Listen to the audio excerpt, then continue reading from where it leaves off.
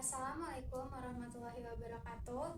Hari ini saya bersyukur bisa berjumpa dengan psikiater top dari Fakultas Kedokteran Universitas Indonesia, Ibu Dr. Mintarsih Abdul Latif, SPKJ. Bagaimana Ibu kabarnya hari ini? Baik, Baik. Alhamdulillah. Kita langsung saja ya, berhubung aktivitas jam terbang beliau begitu tinggi sebagai psikiater senior dan pemilik saham di Bluebird.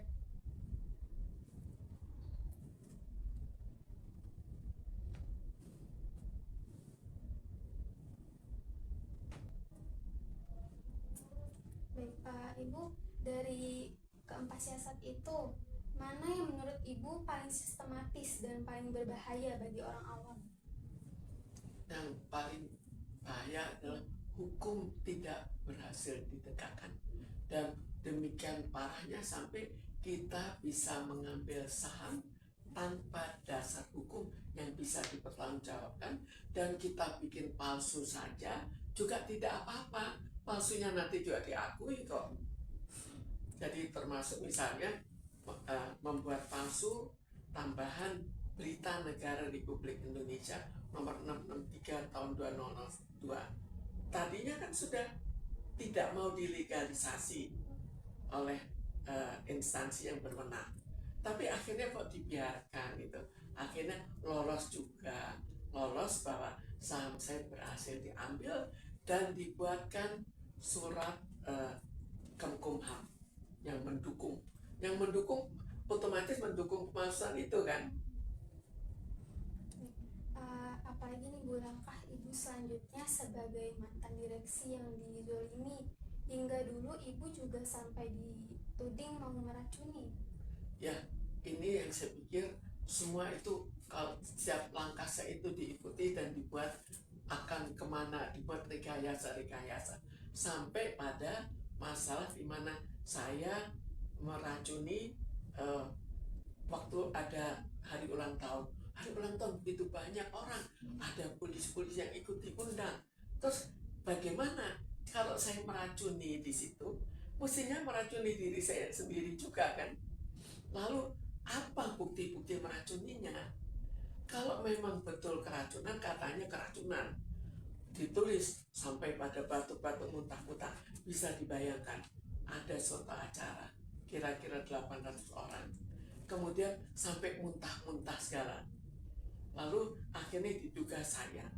Pertama, mestinya polisi nangkep saya dong, paling enggak bukan nangkep tapi interogasi. Lalu acara sih harus dibatalkan karena sangat berbahaya, sekian banyak orang kok diracuni. Kok semua tidak dilakukan, tapi polisinya juga diam.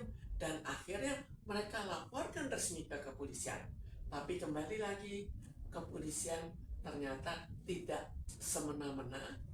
Kali itu polisi tidak mau mendaftarkan perkara yang mereka lakukan, perkara yang mereka tuntut atau perkara kepolisian ke saya. Mestinya kalau memang mereka benar, naik banding dong. Masa ngeracunin banyak orang saya nggak diapa-apakan? Ini faktanya gitu. Lalu bagaimana? Memang aneh-aneh. Ada lagi mereka tahu saya cabut deposito saya. Mereka mengatakan apa? Menipu deposito mereka. Kan ada namanya. Kok apanya yang salah? Kalau memang milik mereka, buktikan. Oh, misalnya dasarnya apa, bahwa itu milik mereka, bukan milik saya. Jadi terlalu banyak aneh-aneh, tapi kok ya bisa dikaitkan, walaupun akhirnya itu tidak sampai membuat saya sampai akhirnya tidak terkait dengan saham, tapi sahamnya dihilangkan dengan cara yang berbeda.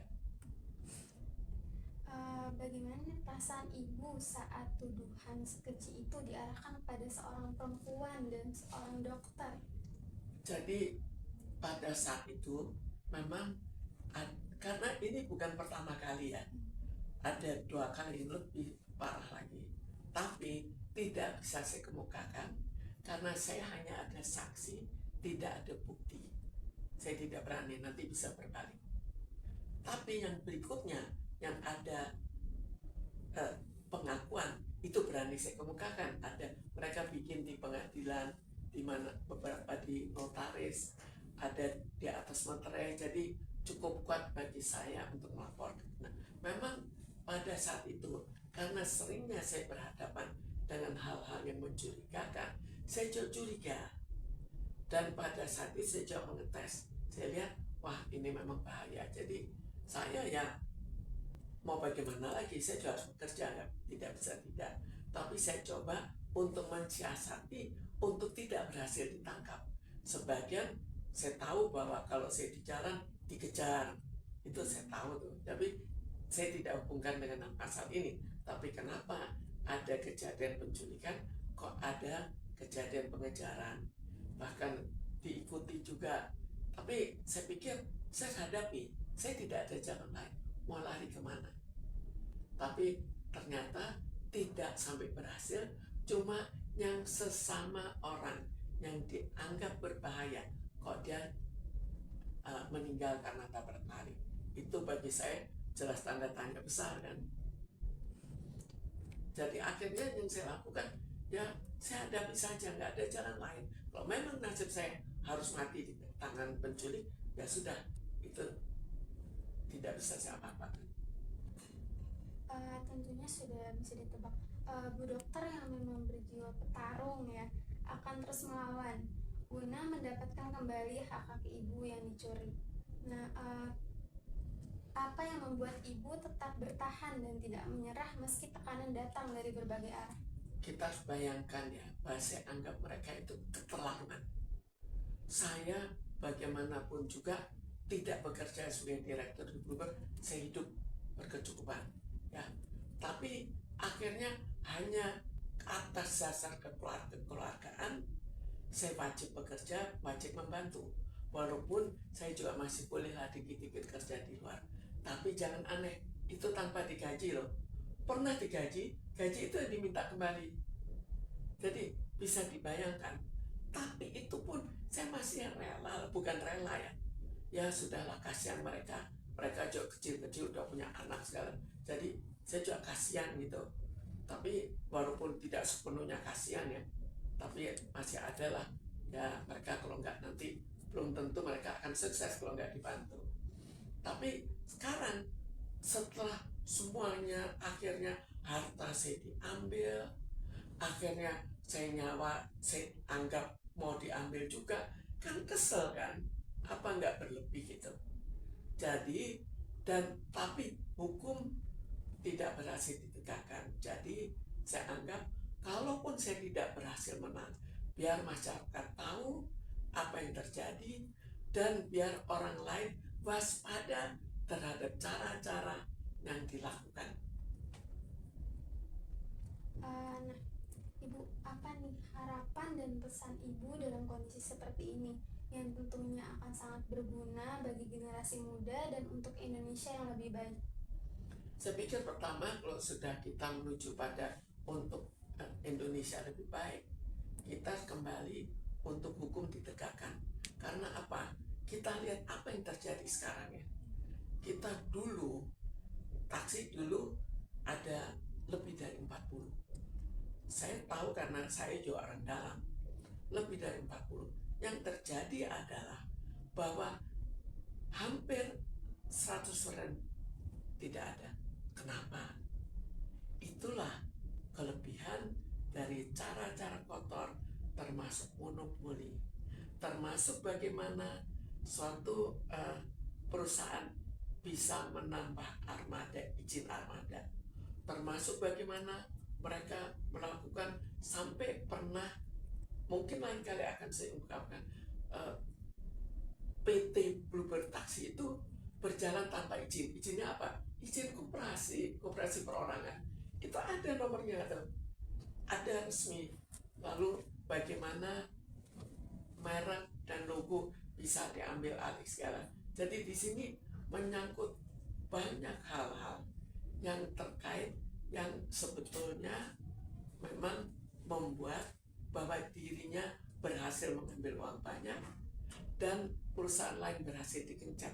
Sekarang kita bayangkan ya, kalau akhirnya perusahaan taksi waktu itu, taksi reguler kan hanya Bluebird dan berapa? Bluebird sudah 30 ribuan. Lalu yang lain ya hanya kecil-kecil karena izin saja susah. Begitu izin syarat ini tidak terpenuhi. Jadi ada saja syarat alat apa, ya di situ akhirnya salah satu kekalahan. Kalau semua taksi, bayangkan taksi itu bukan seperti apa sesuatu yang mewah, bukan kan? Orang bisa lah, tinggal satu lebih baik daripada yang lain. Tapi kalau sampai bangkrut kira-kira apa? Tapi jangan dikira hanya taksi-taksi lain, Pak. Taksi bikinan mereka, itu namanya pusaka, itu juga bangkrut kan? Jadi memang hanya dengan simbol itu bisa jalan, karena simbol itu yang dapat semua fasilitas. Akhirnya apa akan terjadi? Ya kalau investor asing masuk ya habislah Indonesia. Jadi ini jangan kita lihat hanya dari segi perorangan Bluebird, tapi ini skop nasional. Indonesia dijatuhkan dari segi pertaksian untuk akhirnya memungkinkan bagi investor asing untuk merajai taksi reguler. Apa satu hal yang paling ingin Ibu sampaikan kepada generasi muda agar tidak mengalami hal serupa? Saya pikir kalau situasinya seperti ini ya, kita jelas harus sangat hati-hati untuk bekerja sama, walaupun ini kerjasama dengan saudara kandung. Itu betul-betul berhati-hati, dan mungkin lebih baik buat apa kita jadi besar tapi akhirnya dijatuhkan total. Jadi kita juga jangan terlalu berbelas kasihan. Jadi akhirnya kalau kita bedakan dengan luar negeri dalam hal perusahaan satu keluarga, itu bedanya. Kalau di Indonesia, atau bukan di Indonesia saja, di negara timur itu ada rasa tidak enak untuk membuat semua secara tertulis. Kalau di barat dari awal kamu persyaratan ini ya, kamu harus begini ya, di sini kurang, dan itu memungkinkan orang untuk demi kekeluargaan, demi apa, dan itu kita akan terjerat penuh. Jadi jangan mudah percaya, walaupun kecilnya baik-baik, walaupun ada sengketa, tapi besarnya itu ada keluarga, ada suami istri, dan ada beda pendapat. Beda pendapat dalam hal dulunya tidak memikirkan untuk merebut harta, sekarang memikirkan. Itu kita lihat pada warisan-warisan yang lain kan juga sama. Dulu tidak terpikir, akhirnya berkelahi warisan. Jadi di sini bukan hanya terhadap perusahaan, tapi terhadap warisan juga lebih baik secara saklek lah. Ini nantinya begini, sebelum ada apa-apa, bukan untuk apa-apa, supaya menghindarkan terjadinya pertengkaran, di mana pertengkaran pada saat ini seringkali kalau berlanjut ke hukum, akhirnya jadi tumpul ke atas, tajam ke bawah. Siapa yang punya uang dia akan menang. Itu yang dianggap oleh banyak orang ya, yang diterima sebagai banyak orang. Itu harus kita hindarkan. Kalau itu benar kan kita habis. Ibu, saya menurut Ibu, apa arti menjadi petarung dalam konteks Indonesia hari ini? Saya pikir kita tidak ada jalan lain. Mau apa, seandainya saya tidak bertarung, apa akan terjadi pada saya? Jelas saya sudah surat penangkapan kepolisian, alasannya apa? Perbuatan tidak menyenangkan. Lucu, jadi terus membawa tersangka segala. Jadi saya pikir ini sudah habis-habisan. Kalau penculikan, kalau saya tidak bertarung dan sambil lari juga, sambil menghindar, maksudnya mencari jalan keluar untuk tidak sampai kena, maka akhirnya saya perkirakan saya akan habis. Nyawa saya akan habis, seperti yang sama-sama yang saya dan orangnya dari pemegang saham lain lagi, dia akan habis. Ibu, segitu aja pertanyaan dari saya. Ya, terima kasih. Terima kasih banyak ya Ibu. Demikian obrolan kita bersama hari ini bersama Dr. Ibu Dokter Mintarsih yang sangat bermanfaat sekali. Terima kasih banyak ya Ibu. Sama-sama Mbak Sasa. Ya, insya Allah kita akan bertemu pada kesempatan berikutnya. Terima kasih. Wassalamualaikum warahmatullahi wabarakatuh.